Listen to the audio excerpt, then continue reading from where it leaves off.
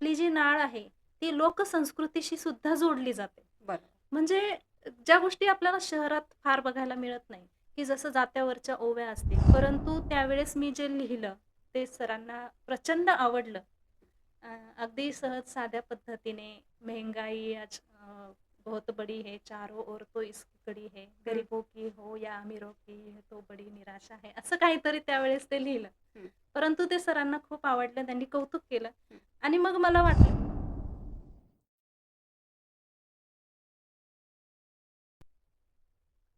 नमस्कार, मी योगिता. बहुरत्ने वसुंधरा या माझ्या यूट्यूब चॅनलवर तुमचं सगळ्यांचं खूप खूप स्वागत. आज आपल्याला अशा एका बहुगुणी रत्नाची उपस्थिती लाभलेली आहे, की ज्यांनी साहित्य, शिक्षण, सूत्रसंचालन, व्याख्यान कला अशा विविध क्षेत्रांत उल्लेखनीय कामगिरी केलेली आहे. त्यांनी MA. In Marathi, MA. In English, BEd in English या शैक्षणिक पदव्या देखील धारण केलेल्या आहेत. सध्या त्या पी.एच.डी करत आहेत. याचबरोबर त्यांचा नीलमोहर नावाचा काव्यसंग्रह ग्रंथाली प्रकाशन मुंबई येथे प्रकाशित करण्यात आलेला आहे. या काव्यसंग्रहाला 25 पेक्षा जास्त पुरस्कारांनी गौरवण्यात आले आहे. आणि त्याचबरोबर त्या पी.डब्ल्यू.डीमध्ये सी.डी.ओ या उच्च पदावर कार्यरत देखील आहे. चला तर आज अशा बहुगुणी रत्नासोबत संवाद साधूया. त्यांचं नाव आहे सौ जयश्रीताई वाघ. नमस्कार जयश्रीताई. नमस्ते ताई आणि बहुरत्न वसुंधरा या चॅनलसाठी आपण मला इथे मुलाखतीसाठी आमंत्रित केलं. आपल्या श्रोतेवर्गांशी मला संवाद साधायला मिळतोय आणि मुख्य म्हणजे तुमच्यासारख्या व्यक्तिमत्वाशी आज माझी ओळख होते आणि तुमच्याशी बोलायला मिळतंय. हा माझा खऱ्या अर्थाने आनंद आहे. हा माझा खऱ्या अर्थाने सन्मान आहे. आपल्या सर्व रसिक प्रेक्षकांना मी मनापासून नमस्कार करते. आणि आपण आपल्या प्रश्नोत्तरांना सुरुवात करूयात हां. मुलाखतीला. ताई हा तर खरा तुमचा मोठेपणा आहे, की तुम्ही आम्हाला मोठं म्हणताय. तर ताई तुमचं लहानपण कोणत्या गावाला होतं आणि कसं होतं ते? माझं लहानपणापासून जर आपण सुरुवात केली तर निफाड तालुक्यामध्ये ओने हे एक छोटंसं खेडेगाव आहे. अ, आणि छोटंसं खेडेगाव जरी असलं तरी फार त्याच्यामध्ये प्राचीन खेडेगावासारखं असं काही नाही. त्याला बऱ्यापैकी आधुनिकतेचा वारा लागलेलं असं ते खेडं होतं. हं, आणि साहजिकच गावच्या वातावरणात राहिल्यामुळे निसर्गाशी मला जास्तीत जास्त कनेक्ट व्हायला होता आलं. मिळालं. हां. गावची माणसं, त्यांच्यातला साधेपणा ह्या गोष्टी मला अनुभवायला मिळाल्या किंवा या साधेपणामध्ये, या आपल्या मातीतल्या माणसांमध्ये मला तितकंच साधं जगणं आहे, निसर्गाच्या सान्निध्यातलं जगणं आहे, हं, ते अनुभवता आलं. आणि माझं शिक्षण सुद्धा गावामध्ये प्राथमिक शाळेमध्येच झालं. 4थी पर्यंतचं शिक्षण तिथे झालं आणि त्यानंतर पुढचं शिक्षण मराठा विद्या प्रसारक समाजाच्या के.आर.टी हायस्कूलमध्ये जवळच एक सुकेनं नावाचं गाव आहे. तिथे माझं पुढचं शिक्षण झालेलं आहे. आणि गावात राहिल्याचं हा एक फायदा असतो, की आपली जी नाळ आहे, ती लोकसंस्कृतीशी सुद्धा जोडली जाते. बरं. म्हणजे ज्या गोष्टी आपल्याला शहरात फार बघायला मिळत नाही, की जसं जात्यावरच्या ओव्या असतील, लग्नकार्यात अजूनही हे पद्धती, रीतिरिवाज अजून खेड्याकडे चाललेले आहेत. शहरातून हे नामशेष होतंय. पण कीर्तनं असतील, हरिनाम सप्ताह वगैरे किंवा त्यामध्ये भारुडं असतील, अगदीच लोककलेमध्ये येणारे तमाशे असतील, यात्रा, जत्रा, सण, उत्सव, रीतिरिवाज, परंपरा या सगळ्यांना जवळून अनुभवता आलं, खेड्यात राहिल्यामुळे. हं. त्यामुळे खेड्यात राहिल्याचा मला मनापासून एक अभिमान आणि आनंद आहे, की जे खेड्यातलं भावजीवन आहे, ते मला जगता आलं, की जे शहरातल्या कचकडी आयुष्यामध्ये आजची मुलं मिस करतायत. बरोबर. आणि अशा पद्धतीमध्ये साधं आई-वडील, मजुरी करणारे आई-वडील म्हणजे त्यांची सुरुवातीची अगदी पाटीलकी असलेलं गाव सोडून त्यांना यावं लागलं. हं, दुसऱ्या गावात येऊन विस्थापित होऊन त्यांना पुन्हा शून्यातून उभं राहावं लागलं. आणि कुठेतरी तीच परंपरा आमच्याकडनंही चालवली जाते असंच वाटतंय, की शून्यातून उभं राहणं, स्वतःचं एक जग निर्माण करणं, धडपडणं हे कुठेतरी गुण ते आई-वडिलांकडूनच आले. त्या वातावरणातून एक संघर्षाची देखील प्रेरणा मिळाली आणि अशा पद्धतीचं जे बालपण आहे, ते खेड्यामध्ये माझं गेलेलं आहे. आई-वडील शेतकरी. हो, शेतकरीच अच्छा. आई-वडील. आणि हां. घरामध्ये किती मेंबर? घरामध्ये आई-वडील, माझे 2 लहान भाऊ आणि मी इतकेच असायचो. हो. आणि माझे भावंडांमध्ये जे हसत-खेळत जगणं असतं हं. गावाकडे, तशा पद्धतीचं बालपण गेलेलं आहे. हो. आणि म्हणजे एकुलती एक मुलगी आहे तशी मी. आई-वडिलांना लग्नानंतर 8 वर्षांनी आणि खूप नवसाने झालेली. लाडाची. हं, त्यामुळे ते लाड, ते प्रेम ते मला पुरेपूर मिळालं हं, आई-वडिलांचं. हं, आणि कधीही त्यांनी माझं शिक्षण असेल किंवा माझे छंद असतील, आवडी-निवडी असतील, यांना हं, नेहमी त्यांनी प्राधान्य दिलेलं आहे. हं, कष्टकरी असं त्यांचं जरी आयुष्य असलं, तरी माझ्या छंदांच्या बाबतीत त्यांनी कधी अडवणूक केली नाही किंवा ते मला प्रोत्साहन देत गेले. हं, वाचनाची जी आवड आहे ती वडिलांकडून मला मिळाली. हं, वडिलांचं सुद्धा जे व्यक्तिमत्व आहे, ते एक कलासक्त व्यक्तिमत्व. हं. त्यांच्यामध्ये एक खेळाडू होता, एक लिहिणारा कवी होता. कवी मनाचं त्यांचं जे दर्शन आहे त्यांच्या काही लिखाणावरून घडलेलं आहे. काही कविता त्यांनी त्यांच्या तरुणपणामध्ये लिहिल्या. अच्छा. परंतु जगण्याच्या संघर्षात त्यांची कविता हरवली. पण तेही एक अष्टपैलू व्यक्तिमत्व होतं. त्यांचा आवाज सुंदर होता. हं, गावातील काही कार्यक्रम जेव्हा असायचे, हं, त्यांचं जे गाव होतं, जे नंतर त्यांनी सोडलं. गावामध्ये काही सांस्कृतिक कार्यक्रम जर असतील तर अ, यांच्याकडे ते गायन असेल, वादन असेल, ह्या सगळ्या गोष्टी ते आवर्जून करायचे. हं, अ, आणि त्यामुळे कुठेतरी तो एक वारसा, वाचनाची त्यांनाही आवड आहे प्रचंड. हं. आज देखील गावामध्ये एक वाचनालय आहे आणि त्याचे ते एकमेव मेंबर आहेत, की जे रोज दिवसाआड किंवा 2 दिवसाआड जाऊन पुस्तकं बदलून वाचतात. आणत असतात. इतकं हं, हं. प्रचंड वाचन त्यांचं आज वयाच्या 70 मध्ये देखील आहे. अच्छा. आणि कुठेतरी तोच आदर्श डोळ्यासमोर होता हं. आणि त्यामुळे मी साहजिकच कल जो आहे तो हो. वाचनाकडे गेलेला. म्हणजे बाळ कडू जे म्हणतो, हो, हो. तिथून जी ते तुमची सुरुवात वडिलांकडून हां, मिळालेलं. हां. हं. खूपच छान. मग तुम्हाला ही जी कवितेची आवड होती, हं, हं, हं. ती किंवा पहिली कविता कोणती केली तुम्ही? पहिली कविता जर म्हणायला गेलं तर 7वीत असेल कदाचित मी त्यावेळेस. हं, आणि हिंदीचे शिक्षक होते. मला सुदैवाने भाषा विषयाला खूप चांगले शिक्षक मिळत गेले, हं, की ज्यांनी नुसते परीक्षेसाठी धडे शिकवले नाही, हं. तर ते साहित्यातला अर्क देखील समजावून सांगण्याचा प्रयत्न केला. केलं. ते विचार मनामध्ये रुजवण्याचा प्रयत्न केला. साहित्याचं, कवितेतलं सौंदर्य काय आहे, ती सौंदर्य स्थळं शोधून आणि एक वेगळ्या पद्धतीने, कलासक्त पद्धतीने अध्यापन करणारे शिक्षक मला भेटले. मिळाले. हां, त्यामुळे देखील भाषा विषयाची गोडी माझी वाढलेली वाढत गेली. आहे. हं, आणि ते हिंदीचे जरी शिक्षक होते, माझ्या तीनही भाषा त्यांच्यामध्ये मी टॉपर असायचे हं. नेहमी. प्रभुत्व आहे तीनही हो, भाषांमध्ये. तीनही भाषा मला आवडायच्या. हं, त्यातलं काव्य, गद्य, पद्य विभाग ते दोन्ही आवडायचं आणि त्यामुळे भाषेशी सहज खेळलं जाणं हे माझं शाळेतल्या वयापासूनच होतं. हं, आणि सरांनी एक दिवस सहज विषय दिला, की सगळ्या गोष्टींचे क्लास लावता येतात म्हणे. हं. चित्रकलेचा लावता येतो, नृत्याचा लावता येतो, पण हो, कविता ही जन्मजात असावी लागते. कवी हा जन्मालाच यावा लागतो. हो. तर मी तुम्हाला ओळ देतो एखादी. हं, हिंदीचीच एक ओळ दिली त्यांनी. ती फळ्यावर लिहिली आणि मग त्यांनी सांगितलं, की याला जोडून 4 ओळी तुम्ही बनवा. हं, आणि मग सगळ्यांनी प्रयत्न केले लिहिण्याचे. सरांनी काही थोडासा वेळ दिला. सगळेजण लिहायला प्रत्येकाने प्रयत्न केला. हं. परंतु त्यावेळेस मी जे लिहिलं, ते सरांना प्रचंड आवडलं. अ, अगदी सहज साध्या पद्धतीने महंगाई आज बहुत बड़ी है, चारों ओर तो इसकी कड़ी है, हं, गरीबों की हो या अमीरों की है तो बड़ी निराशा है. असं काहीतरी त्यावेळेस ते लिहिलं. हं, परंतु ते सरांना खूप आवडलं. त्यांनी कौतुक केलं. हं, आणि मग मला वाटलं, की आपल्याला तर मुळातच आवडतंय, यमक जुळवायला आवडतंय. हिंदी गाणी असतील तर त्या चालीवर मराठी गाणी रचते. मराठी गाणी असतील तर त्याचं विडंबन करते. असं काहीतरी उद्योग शाळेच्या वयात सुरू होते. सुरूच होते. हां, आणि आपण रचलेल्या 4 ओळी जर सरांना आवडतायत, हं, तर हे नक्की काहीतरी वेगळं आहे. आपण कुठेतरी त्या विषयावर गांभीर्याने विचार करायला पाहिजे. हं, आणि तसंही बालकविता वगैरे मी लिहीत असायचेच. अ, त्या वयाला साजेशा कविता ज्या होत्या, हं, त्या माझी एक कवितांची वही असायची. हं, कधी-कधी मैत्रिणी ती वही गुपचूप सरांना दाखवायच्या. ते सर हं, वाचायचे आणि ते देखील प्रोत्साहन द्यायचे, की आणि कधी-कधी असंही व्हायचं. एकदा 10वीत असताना महात्मा गांधींवर मी कविता लिहिलेली होती हं, आणि ती कविता मी गाऊन सादर केली. हं.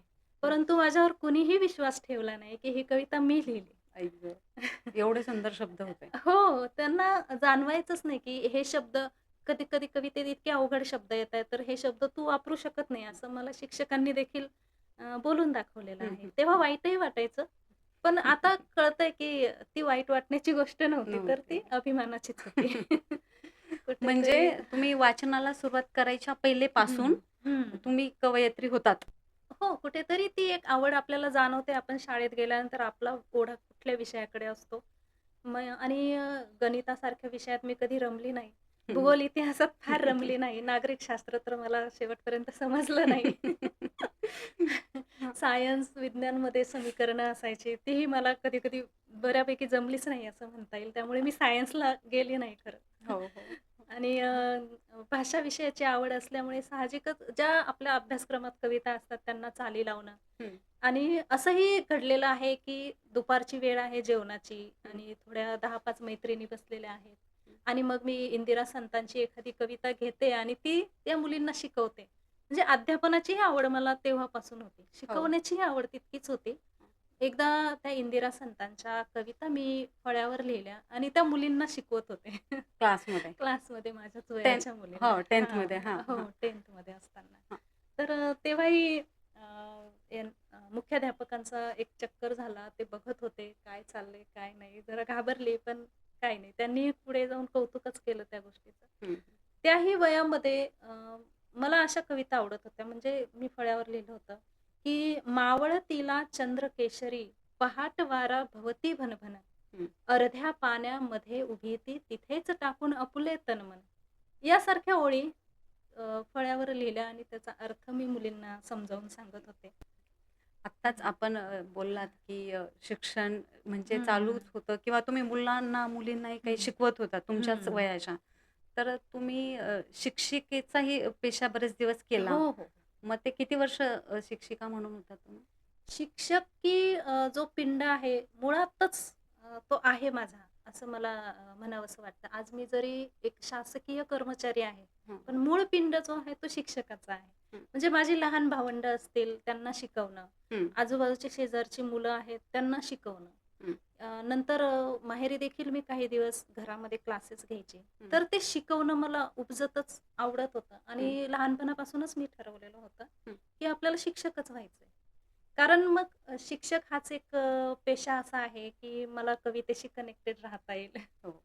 आपल्या लेखकांशी, कवींशी, आपले पूर्वसुरी जे आहेत, संत आहेत, हं, संत कवयित्री आहेत, हं. यांच्याशी जर जोडून राहायचं असेल, तर हाच एक पेशा पेशा. आहे. हं. जिथे मला बोलता येईल, जिथे मला हो. लिहिता येईल, हं, मुलांच्या संपर्कात राहता येईल हं, आणि स्वतःला कायम एक उत्साही ठेवता येईल. म्हणून तो पेशा मी निवडला होता. हं, हं, आणि त्या दृष्टीने प्रयत्नही चालले. हं, परंतु लग्न झालं, त्यानंतर मी बी-ए होते. हं. त्यानंतर सासरी काही शिक्षणाचं वातावरण नव्हतं आणि पुढे सगळी स्वप्न माझी मनातच अपूर्ण. राहणार आहेत, असं वातावरण तिथे होतं. हं, मुलगा झाला, तो 2-2.5 वर्षांचा झाला, तेव्हा बी-एडची सी-ई-टी मी द्यायचं ठरवलं. हं, कारण इथे मला परवानगी मिळाली, त्याला कारण आर्थिक कारण होतं.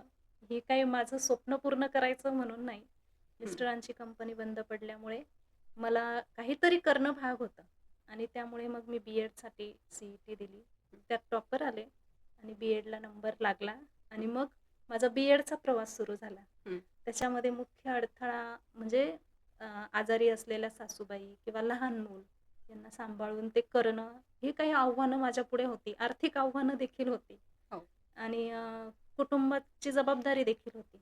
हं, तर हे सगळं करून बी-एडचं वर्ष पार पडलं आणि मग त्यानंतर बी-एड झाल्यानंतर लगेच एम-ए इंग्रजीला ॲडमिशन घेतलं हं, आणि छोट्या-मोठ्या नोकऱ्या करत राहिले. हं. इंग्रजी माध्यमाचं जे आपण बघतोय पीक भरपूर हो. आलेलं आहे.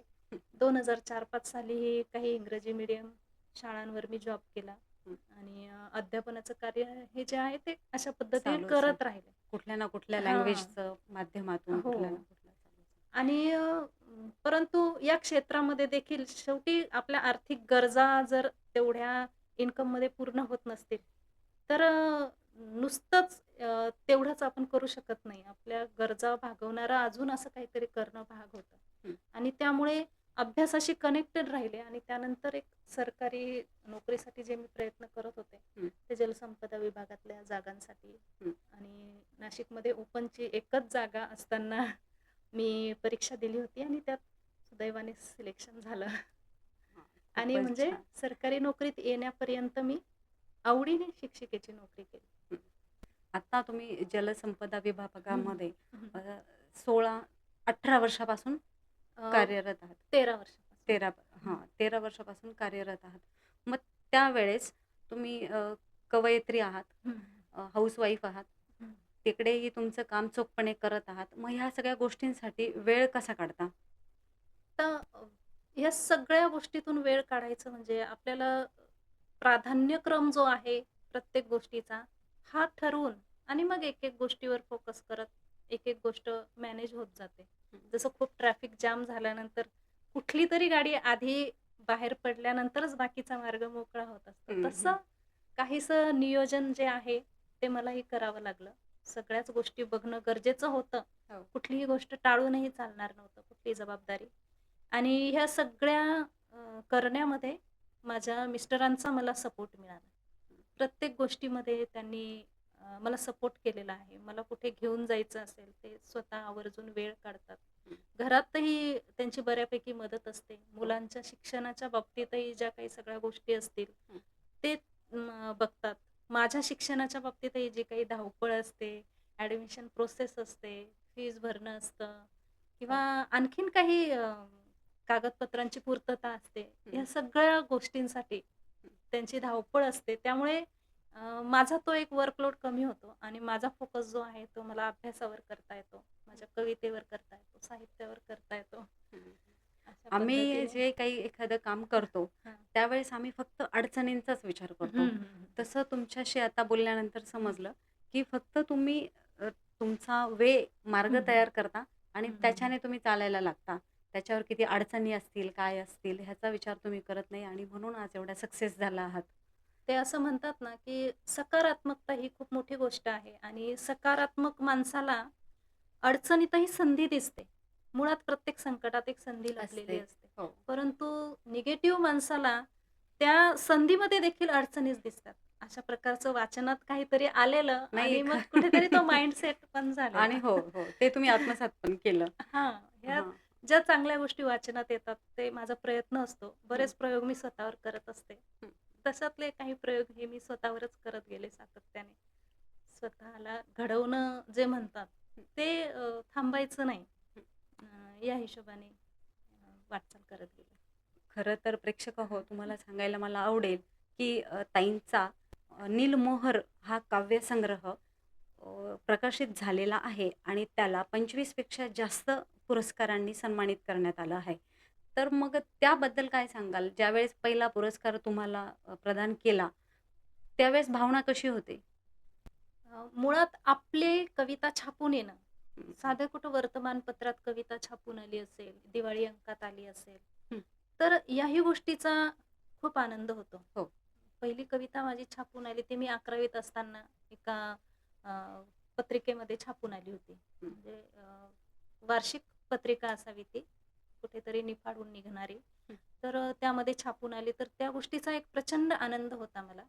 तेव्हापासून कुठेतरी एक स्वप्न होतं, की हे पुस्तकं लिहिणारे लेखक, कवी म्हणजे हे कुठल्यातरी वेगळ्या ग्रहावरचे लोक असतात. असं वाटत हां. होतं. हां, हां. आणि मग कधीतरी आपलंही पुस्तक यावं. आपण जे लिहू तेही पुस्तक रूपाने समोर यावं. हे जे स्वप्न होतं हे शाळेत असल्यापासून मी उराशी बाळगलेलं होतं. हं. आणि मग नंतर जगण्याच्या संघर्षामध्ये ते बऱ्यापैकी मागे पडत गेलं. परंतु बऱ्याच दिवसांनी ज्यावेळेस मी शासकीय नोकरीमध्ये स्थिर स्थावर झाले हं. आणि मग आता प्राधान्यक्रम म्हणजे आपले हे असतं पहिलं आपलं घरदार होणं, मुलांची शिक्षण होणं आणि हो. या सगळ्यातून ॲडजस्ट झालं तर आपल्या छंदासाठी आपण आपल्यासाठी वेळ देतो. वेळ किंवा आर्थिक तरतूद करू शकतो. हां. तर मग 2013 मध्ये मी पुस्तक करायचं ठरवलं हं. आणि बरेच जे कवी मित्र होते नाशिकमधले, हं. साहित्यिक होते, की ज्यांचं मला मार्गदर्शन मिळत आलं सातत्याने. त्यांनी सांगितलं, की हं. चांगल्या प्रकाशकाकडे करा तुम्ही. ग्रंथाली प्रकाशन जे आहे ते मला कोणी सुचवलं. हां. म्हटलं ग्रंथाली प्रकाशन माझं पुस्तक का प्रकाशित करेल? हं. ग्रंथालीचा एक दर्जा, एक नाव, एक हो. वकूब मी पहिल्यापासून ऐकत होते हं. आणि त्यामुळे मला स्वप्नातही वाटलं नव्हतं, की माझं पुस्तक ते प्रकाशित करतील. करतील. हं. आणि वर्ष, दीड वर्ष माझं पुस्तक त्यांच्याकडे पडून राहिल्यानंतर मी अपेक्षा सोडून दिल्या. हं. म्हटलं आता इकडेच कुठेतरी प्रकाशन करून घेऊ, छापून घेऊ कुठेतरी. आणि मग त्यांचा एक दिवस फोन आला, की तुमच्या कविता आम्हाला आवडलेल्या आहेत आणि आमचा कामाचा खूप व्याप असल्यामुळे थोडा उशीर होतोय, हं, पण ते आम्ही प्रकाशित करणार आहोत. हं. मग ते कन्फर्म झाल्यानंतर मग पुढच्या प्रोसेस सुरू झाल्या. मुखपृष्ठ, प्रस्तावना या सगळ्या गोष्टी झाल्या. अशोक बागवे सरांनी त्याला आनंदाने प्रस्तावना दिलेली आहे. विवेक उगलमुगले सरांच्या शुभेच्छा त्या पुस्तकाला लाभलेल्या आहेत. हं. संतोष हुदलीकर, संजय चौधरी यासारख्या कवींनी त्या कवितांवर काही काही सजेशन्स दिल्या, काही सूचना दिल्या आणि संग्रह कसा चांगल्या पद्धतीने होईल यासाठी प्रयत्न केले. हं. आणि मग तो संग्रह प्रकाशित झाला आणि नीलमोहर त्याचं नाव देखील असंच अचानक ठरलेलं. बऱ्याच दिवसांपासून पुस्तकाचं नाव काय द्यावं यावर मी विचार करत होते. हं. तर जवळपास वर्ष लागलं आणि नीलमोहर हे नाव ठेवण्यामागे देखील एक विचार आहे, हं, हं. की बरेच जण मला म्हणतात, की नीलमोहर हे एक परदेशी झाड आहे. हं. जसं गुलमोहर आहे, नीलमोहर आहे. त्या त्याचा काही पर्यावरणाला फारसा उपयोग नाही. ते हो. तितकं मजबूतही नसतं. त्याचा फारसा उपयोगही नसतो. हां. पण म्हटलं ठीक आहे. काहीशी नीलमोहर सारखी माझी स्वतःची अवस्था आहे. कुठून तरी आले मी, कुठेतरी माझी मुळं रुजवण्याचा प्रयत्न करते आणि फार त्याचा उपयोग नसला तरी एका सीझनमध्ये जे ज्या पद्धतीने बहरतं, हो. फार त्याची आपल्याला सावली मिळत नाही. त्याच्यापासून आपल्याला फळं मिळत नाही. हं. पण एका ठराविक सीझनमध्ये ते जे बहरतं ना, फार सुंदर दिसतं. आपल्या डोळ्यांना एक फार छान अनुभव असतो तो. एक सुखद. हो. सुखद अनुभव असा असतो. आणि मन रमतं त्याच्याकडे बघितल्यानंतर. त्यामुळे आणि निळ्या रंगाशी संबंधित आणखीन काही गोष्टी आहेत. जसं अथांग निळा आकाश असेल, हं. अ, मोरपिसाचा रंग असतो, निळा असतो. कृष्णाचा रंग निळा असतो. हं.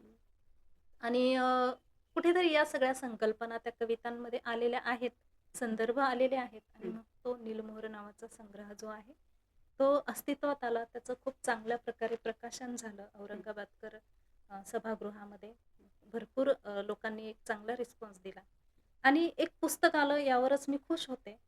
परंतु बऱ्याच ठिकाणी ते स्पर्धांना पाठवा असंही मला काहींनी सुचवलं. हं. ठीक आहे, पुरस्कार नाही मिळाला तरी आपलं पुस्तक अशा ठिकाणी जातंय, की जिथे काहीतरी वाचन चळवळ सुरू आहे. हो. अशी लोकं ते पुस्तक वाचतात. तर मग तुम्ही जरूर स्पर्धांसाठी ते पुस्तक पाठवा. हं.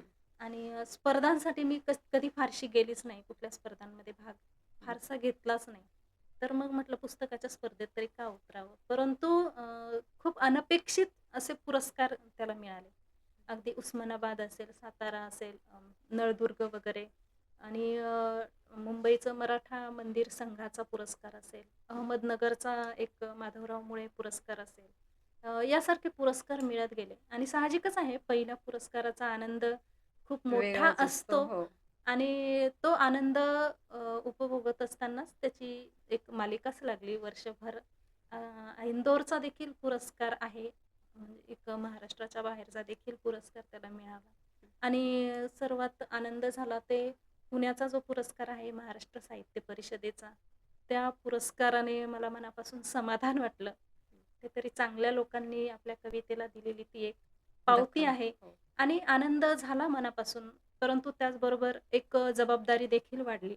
हं. अशा कौतुकाने आपण हो. विनम्र होत जातो अधिक. हं. एक जबाबदारी पण वाढते. तसं कुठेतरी एक गांभीर्याने आपण कवितेकडे बघायला जाणीव पाहिजे. झाली. हां. असं काहीसं मला या पुरस्कारांमुळे वाटायला वाटतं. लागलं.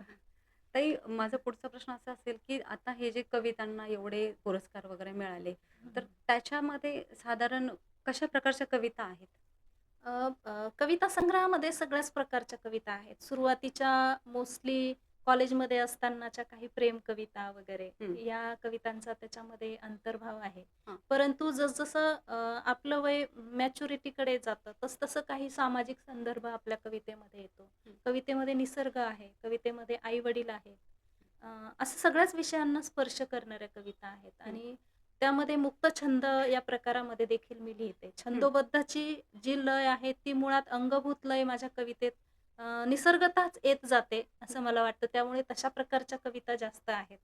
आणि त्यानंतर सहज गझलेकडे वळले आणि बऱ्याच काही गझला देखील लिहून झाल्या. गझल हा हा कवितेचाच एक प्रकार आहे. पण असं म्हणतात की गझल ही कवितेची कविता असते. गझलेचं तंत्र थोडंसं वेगळं असतं कवितेपेक्षा. इतकाच काय तो फरक असतो. परंतु नुसतं तंत्र जमलं म्हणजे गझल जमली असं होत नसतं. त्या गझलेत देखील आशय असावा लागतो, आत्मा असावा लागतो. मेन म्हणजे गझली येत असावी लागते.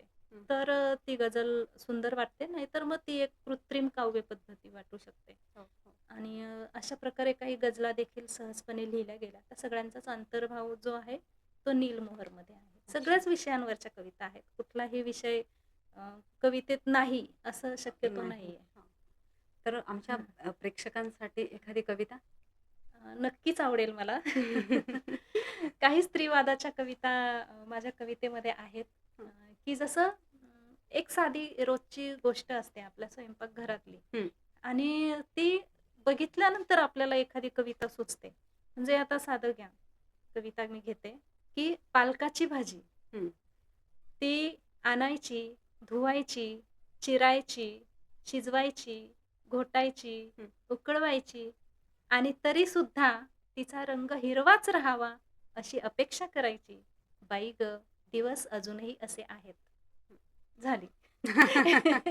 म्हणजे अगदी एक आपल्या घरातल्या याच्यावरही अगदी अशा हो. कविता होतात. जर आपल्या हां, रोजच्या जगण्यामध्येच असते कविता हां. आणि हा संदर्भ भाजीचा संदर्भ आहे, पण तो मी आजच्या स्त्रीविषयी लेडीजला घेतलेला राइट, आहे. राइट, हां. म्हणजे तिने सगळ्याच गोष्टी कराव्यात, करायची. हो. परंतु तिने तरीसुद्धा कोमेजून जाऊच नये. नाहीये. हो. हे सगळं करतानाही तिने त्याच पद्धतीने राहावं. फ्रेश. हो, हां, हो. अशी आणि अपेक्षा सगळ्यांच्या करायची. हां. हां, सगळ्यांचे कामं करायचे. सगळ्यांना हां. पाहिजे, नको, नको ते पाहिजे बघायचं. अगदी बरोबर. म्हणजे थोडक्यात काय, तुमची जी काही घुसपट असेल, तुमचे काही जे सल असतील, हं. तुमच्या काही अपेक्षा असतील, स्वप्न असतील, त्यांना ते तुम्ही व्यक्त करायचं नाही. बरोबर. असं कुठेतरी हे मला या प्रतीकातनं सांगायचं होतं. हं. आणखीन एक कविता मला घ्यायला आवडेल. जी कविता नदीच्या प्रतीकातून घेतलेली आहे. हं. आणि प्रतीक जरी नदीचं असलं, तरी त्यामागची जी भावना आहे, ती एका स्त्रीची आहे. ती एका लढणाऱ्या स्त्रीची आहे. स्वतःसाठी किंवा आपल्या कुटुंबासाठी, आपल्या कलेसाठी काहीतरी करण्याची एक जिद्द जी असते, ती कुठल्याही आव्हानामुळे ती मागे पडू नये. हं. या भावनेतून आलेले हे शब्द आहेत. हं. ती कविता मी घेते.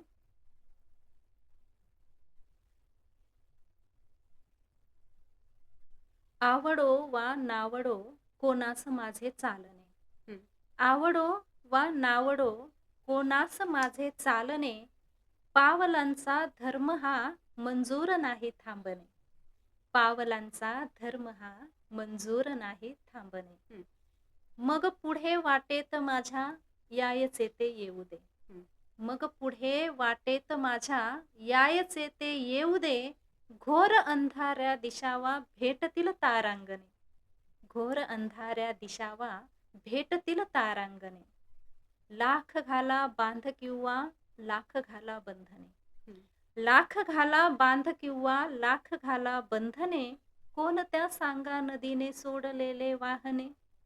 सागराच्या सागराला भेटण्याला जन्मही जाईल पण. सागराला भेटण्याला जन्मही जाईल पण. मान्य नाही थांबण्याच्या कारणांचे लोढणे.